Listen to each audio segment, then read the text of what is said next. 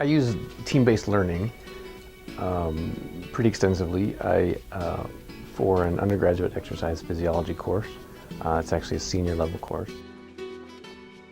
I really like the team-based learning teaching method because it places it really places the majority of the responsibility for learning on the students.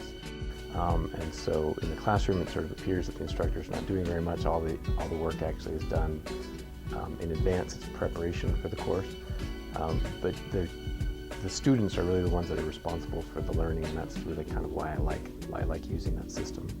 I think team-based learning really helps the students to learn the material of the course because it places so much of the responsibility of the learning on the students.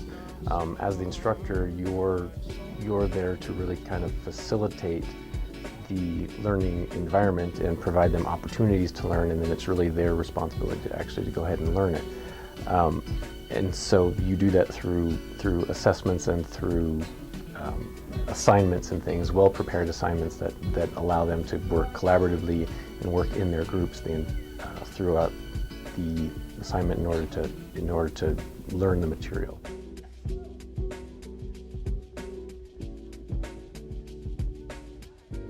Team-based learning, essentially students are placed into teams at the beginning of the semester, and they'll remain in those teams throughout the entire semester. The team should need to be formed so that all of the teams will have equal resources. However, the instructor decides that it should be distributed, but they should have equal resources between all of them. And then they're placed into their teams and they actually remain in those teams throughout the entire semester. And so they're not transient or convenient groups. They actually stay in the same group the entire semester. This is actually one of the points that's really important because it allows the students to actually go through the group dynamic process and actually become an effective team, so that they can more efficiently and effectively address the assignments, as opposed to the temporary group or the short-term group that gets together. They spend a lot of time just being polite with each other, and you don't really get the same dynamics, and you don't get the same type of learning environment. Another key part of the team-based learning is what's called assessments, or readiness assessment tests, or readiness assessment exams. They're basically just short quizzes. They're called RATs, readiness assessment tests, and what that is just a short quiz that goes over the material. So, for example, you assign a reading chapter for a given topic area, and then when the students first come into the classroom, prior to doing any kind of lecture or assignment on it, you would actually give them a short quiz, or the RAT, and that to assess their level of preparation for the topic area and for the class independently.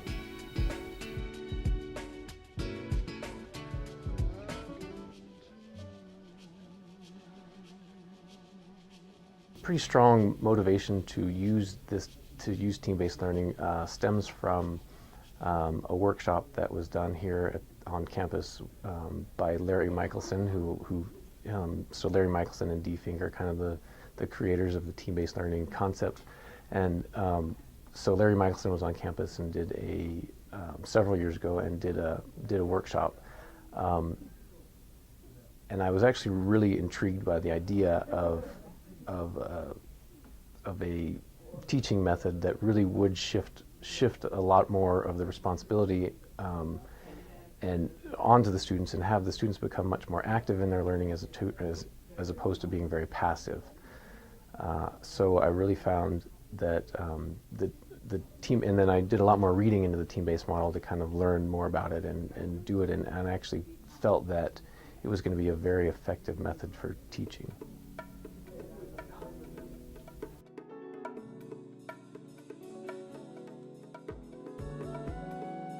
I first fully implemented team-based learning in the fall of 2001. So I've been using it for approximately 13 years now. Every semester it has changed a little bit, but a lot of it has remained essentially, the components of it have remained very consistent, I think, throughout. There are obviously a number of assignments and quizzes and things that have changed over time. I think what's really changed a lot over time is students' attitudes towards it. So when we first implemented this, again in the fall of 2001, this was pretty much the first time anyone on this campus had ever seen it, particularly the students. And so the students were very resistant to the idea of it because it was so different from the traditional classroom, the traditional passive classroom. Again, shifting the responsibility of learning onto the students, really, I think, a lot of students were very, very uncomfortable with that. I think over time, and also we've implemented the same method in several courses within our curriculum so that there's repeated exposure to team-based learning as they go through their curriculum. I think that's helped a lot. And also just the culture of the department has helped students to realize that that's how the course is going to be structured, and so they're now much more accepting of it than they were then. But I think that it's really it's a very effective method at really helping them to learn, and it's not just learning for an exam, it helps them to actually have longer term comprehension of the material.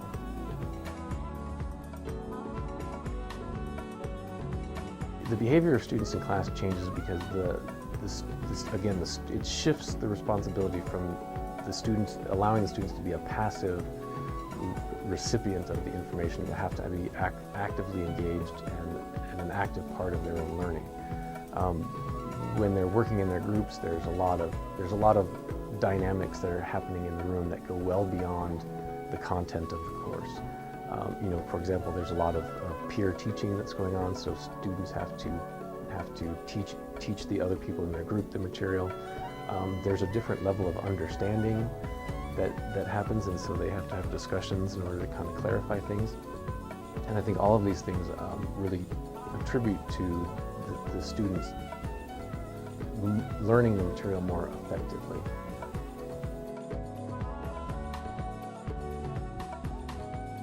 My interaction within the classroom with the students is actually kind of minimal. If someone were to observe my classroom, they would probably get the impression that I'm not doing very much because I just kind of wander around the classroom and monitor what they're doing, answer questions that they have about, clarify points. But for the most part, I just kind of watch what they're doing. So it really appears that I'm not doing a lot of teaching. The majority from my perspective, the majority of the teaching actually comes in preparation for the course. So structuring the RATs so that the questions are well structured, so that they're higher level questions than just basic knowledge. That takes a lot of time. Also, creating assignments, class assignments that are more difficult and of a higher level than just a typical kind of a knowledge-based question. Creating a really well-structured group assignment is actually extremely difficult. There are some components that you want to try to have built in there. So, for example, if you're going to have students, and particularly with the team-based learning method, you want every single team to be working on basically the same question, so that you can then have them interact with each other, between the teams. You also want the question and the assignment to be something where they can't necessarily divide the work, so that they have to actually work together as they go through the material. And then you want it to be something that's relevant to them.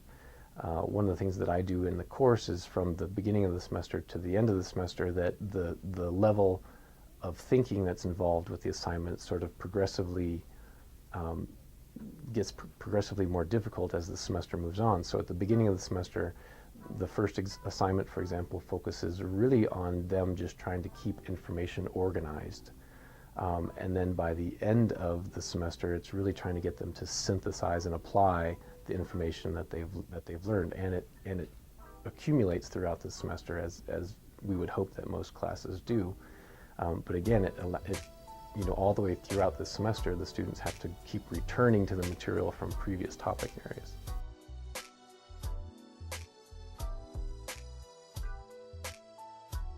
So for a given topic area, students will be introduced to an assignment essentially through a very short discussion of what we're doing, or what the assignment is, just to clarify points.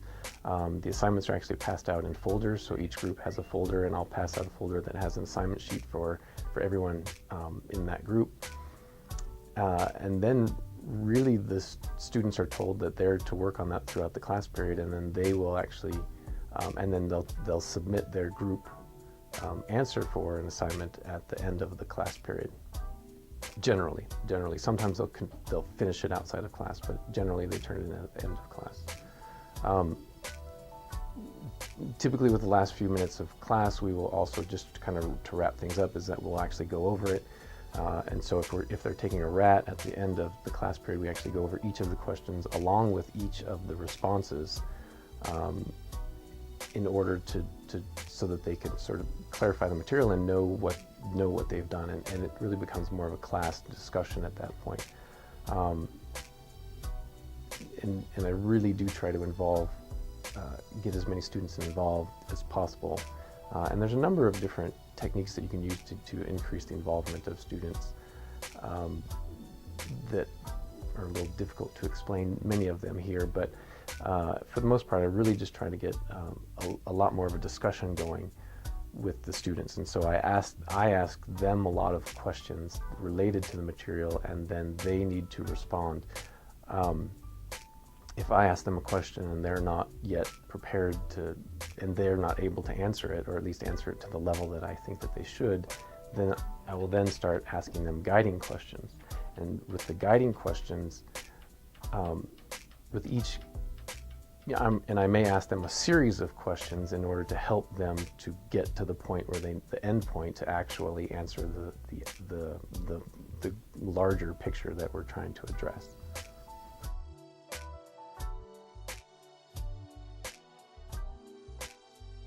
Motivating students to be prepared for class is actually, true motivation is a little bit different, but motivating them prior to class to get them to read material is really quite simple.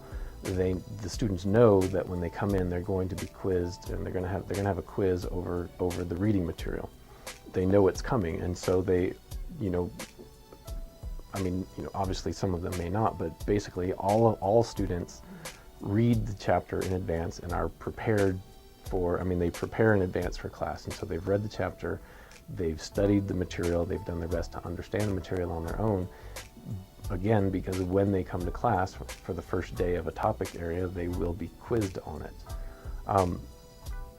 Following the quiz, the intent is that they would, or the RAT, the idea is that they would then, any questions that they have, they then return to the material to try to clarify things. Within the traditional team-based learning model, there's actually an appeals process, and so students are given the opportunity to appeal questions. I actually don't use that. I've tried it, but I actually don't use that anymore. But it is part of it. And then also with the assignments, the way the assignments are designed, again, they're allowed to use their resources, and so the students are always constantly returning back to the material. So by the time we've finished a topic area, students have had a minimum of 3 and as many as 5 different opportunities where they've had to go back and re-review the material. And so that really kind of helps to reinforce the learning and reinforce the understanding.